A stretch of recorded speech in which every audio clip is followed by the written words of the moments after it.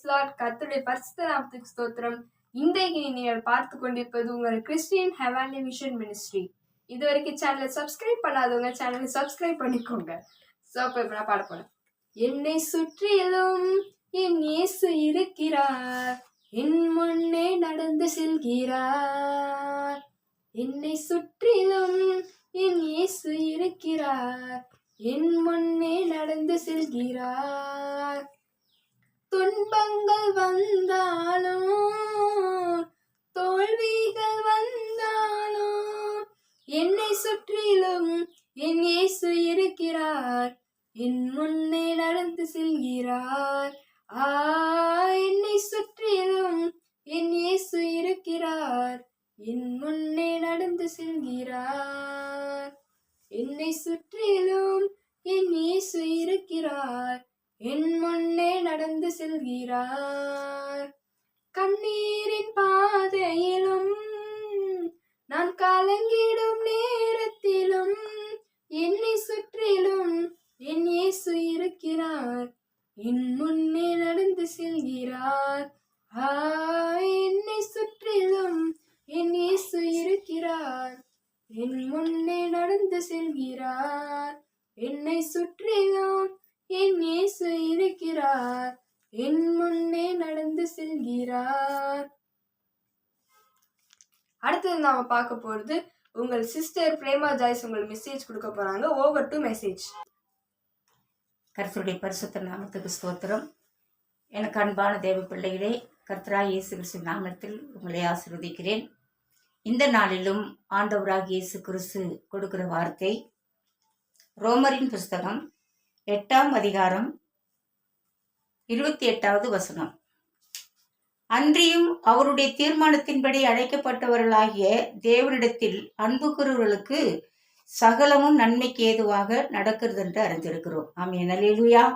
29வது வசனம். நம்முடைய குமாரன் அநேக சகோதரருக்குள்ளே முதற் பேராவராய் இருக்கிற பொருட்டு தேவன் எவர்களை முன்குறித்தாரோ அவர்களை தமது குமாரன் சாயலுக்கு ஒப்பாயவர்களுக்கு முன்குறித்திருக்கிறார். அல்லேலூயா. தேவன் எவர்களை முன்குறித்தாரோ அவர்களை தமது குமாரனுடைய சாயலுக்கு ஒப்பாயிருப்பதற்கு முன்குறித்திருக்கிறார். ஆமென். அல்லேலூயா. எனக்கு அன்பான தேவ பிள்ளைகளே, இன்றைக்கு தேவனுடைய ஊழியத்தை செய்கிற பிள்ளைகள் தேவனுக்கு ஒப்பாய் இருக்கிறோமா? தேவனை போல் நாம் மாறி இருக்கிறோமா? அவருடைய சாயலாய் நாம் எதையாலும் நன்மை செய்யும்படி மக்களிடத்தில் அன்பு கூர்ந்திருக்கிறோமா என்று சொன்னால், தம்முடைய சாயலாகவே நாம் வாழ வேண்டும் என்று சொல்லி விண்ணில் இருக்க வேண்டிய தேவனாகிய கர்த்தர் இந்த மண்ணிலே மனிதனாய் பிறந்து நம்மிடத்தில் அன்பு கூர்ந்து சகலமும் நன்மைக்கு ஏதுவாய் இருக்க வேண்டும் என்று சொல்லி அவர் இந்த பூமிக்கு வந்தார். காரணம், சகோதரருக்குள் ஒருவருக்கு ஒருவர் சமாதானம் இருக்க வேண்டும், சந்தோஷம் இருக்க வேண்டும், மற்றவர்களுக்கு உதவியா இருக்க வேண்டும் என்று சொல்லி அவர் விரும்பி நமக்கு முன்மாதிரியாய் தேவனாகிய கர்த்தர் நமக்கு வயசப்பா நமக்கு வழி நடத்தினார். ஆமென். அல்லேலூயா.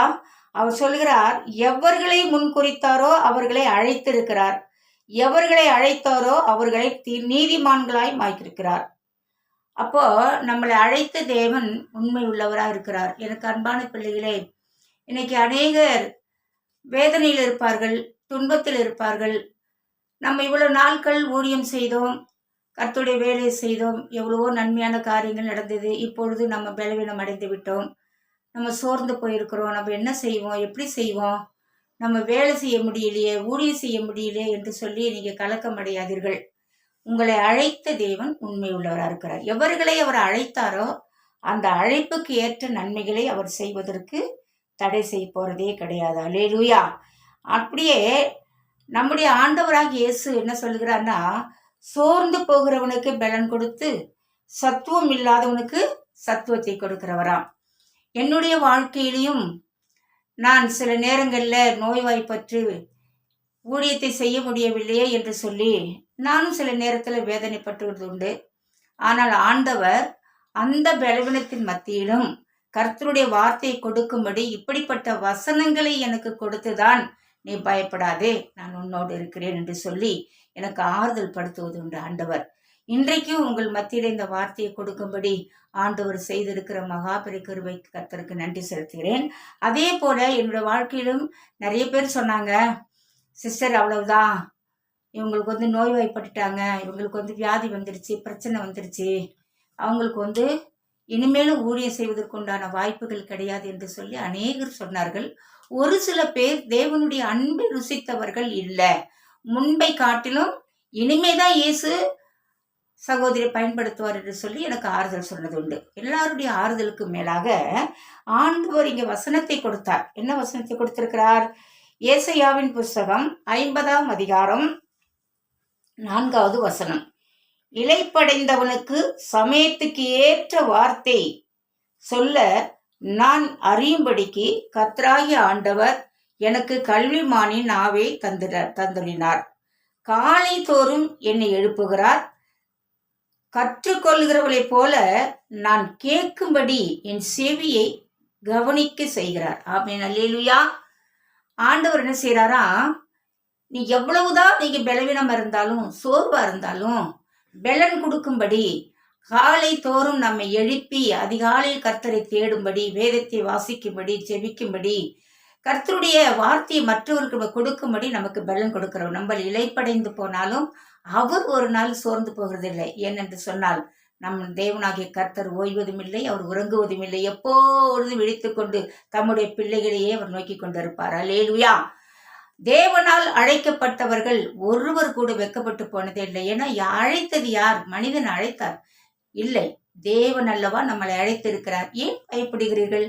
கலங்காதிருங்கள். இந்த நேரத்தில் நீங்க அதிகமாய் வேதனையோடு இருக்கலாம், துக்கத்தோடு இருக்கலாம், சஞ்சலத்தோடு இருக்கலாம், ஒருவேளை குடும்ப காரியத்தில் நம்மளால எந்த காரியத்தை செய்ய முடியல என்று கலக்கத்தோடு இருக்கலாம், ஊழியத்தை செய்து கொண்டிருந்தோம் ஊழியத்தையும் நாம் செய்ய முடியவில்லை என்று ஏக்கத்தோடு இருக்கலாம், மற்ற நன்மைகளை மற்றவருக்கு செய்ய நினைத்தோம் அது முடியவில்லை என்று கலங்கி கொண்டிருக்கலாம். இந்த வசனத்தோடு ஆண்டவர் உங்களோடு பேசியிருக்கிறார். இளைப்படைந்து போனவனுக்கு ஆறுதல் படுத்தும்படி கர்த்தர் அவருடைய சத்தத்தை கேட்கும்படி நம்மளுடைய செவியை சாய்த்து அவரிடத்தில் நாம் கேட்கிற ஒவ்வொரு காரியத்துக்கும் கவனமா இருக்கும்படி நம்முடைய செவி என்ன செய்யணுமா? திறந்து இருக்கணும்.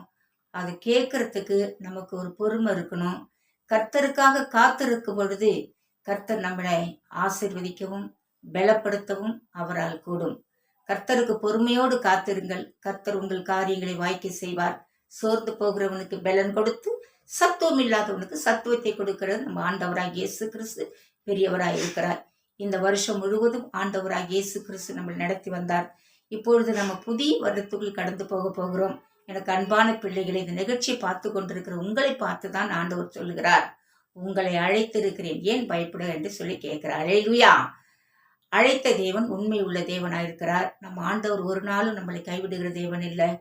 இன்றைய தினத்துல குடும்பத்துல உங்களுக்கு சமாதானம் இல்லையா? குடும்பத்துல சந்தோஷம் இல்லையா? ஊழியத்துல உயர்வு இல்லையா? எதை இருந்தாலும் கர்த்தரிடத்தில் கேட்டு ஒவ்வொரு நாளும் அவரிடத்தில் கேட்டு மனமகிழ்ச்சியோடு நீங்க காத்திருங்க. கர்த்தர் உங்கள் காரியங்களை வாய்க்கை செய்வார். கர்த்தர் பெரிய காரியங்களை செய்வார். கர்த்தர் தாமே உங்களை ஆசீர்வதிப்பார். ஆமேன். நம் கண்களை மூடி செபிக்கலாம். நண்பின் ஆண்டவரே, இந்த ஆசீர்வதிக்கப்பட்ட வேலைக்காக ஸ்தோத்திரம். நீர் கொடுத்த வார்த்தையின்படி ஆண்டவரே எல்லா பிள்ளைகளையும் உமக்கென்று ஆண்டவரே நீ முன்குறித்து வைத்திருக்கிற ஒவ்வொரு பிள்ளைகள் மேலும் உடைய அபிஷேகம் இருக்கட்டும், உடைய வல்லமை இருக்கட்டும். ஆண்டவரே உடைய சத்தத்துக்கு செவி சாய்க்கிறவராக இவர்கள் மாறட்டும். எதை குறித்து கவலைப்படாதபடி கர்த்தர் நமக்கு நன்மை செய்வார் என்று சொல்லி ஆண்டவரே தகப்பனே உம்முடைய சமூகத்தில் காத்திருக்கிறவர்களாய் ஜெபிக்கிறவர்களாய் உம்முடைய வருகைக்கு ஆயத்தப்படுவதையாய் இப்பொழுது ஜெபிக்கிறேன். ஆண்டவரே இவர்களை ஆசீர்வதியும். இந்த செய்தியை கேட்டுக்கொண்டிருக்கும் பொழுதே ஆண்டவர் அப்பா தகப்பனே அவருடைய துக்கம் சந்தோஷமாய் மாறும்படி ஜெபிக்கிறேன். இயேசுவின் நாமத்தினால ஜெபிக்கிறேன். நீங்கள் ஜீவனுள்ள நல்ல பிதாவே. ஆமேன். Praise the Lord.